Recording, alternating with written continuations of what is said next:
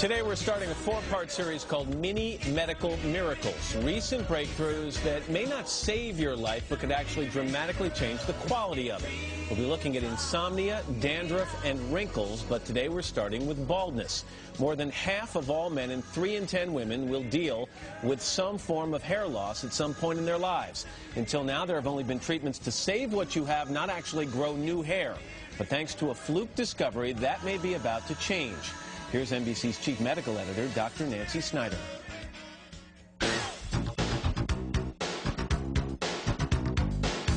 Bald may be beautiful to some, but apparently not to all.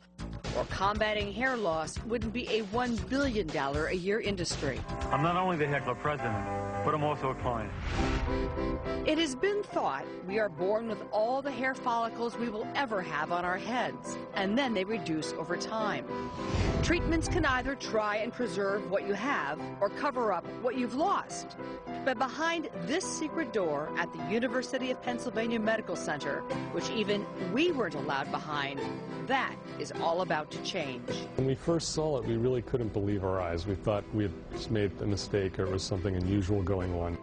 While Dr. George Koutsarelis and his team were studying the role of stem cells in healing skin wounds in mice, they made a startling discovery. They had regenerated new hair follicles in the wounded skin in combination with a special compound. We went back and verified there were new hair follicles forming. These weren't just left over from before or something. They actually were forming just as if they were in an embryo or a fetus. They were developing for the first time in the skin. But a word of caution. Do not try this at home.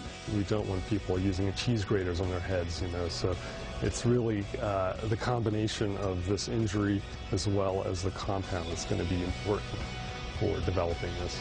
Human trials are not far off, and one company has already licensed the technology from Dr. Koutsarelis' lab. If everything goes perfectly, it's possible that within a few years we'll have something that's available as a new treatment. Hey, Nancy, good morning. Hey, Matt. Okay, I'm somewhat interested in this. So this is a big deal. It's a big deal because it goes to the heart of how we really regenerate our bodies, and it's with stem cells. You hear a lot about Rogaine and Propecia. So explain the difference here. What did they promise to do, and how do they go about doing it versus what they may have captured in this laboratory? Propecia and Rogaine work by stimulating hair growth out of the hair follicle that's there. But if you've lost the hair follicle, nothing's going to grow.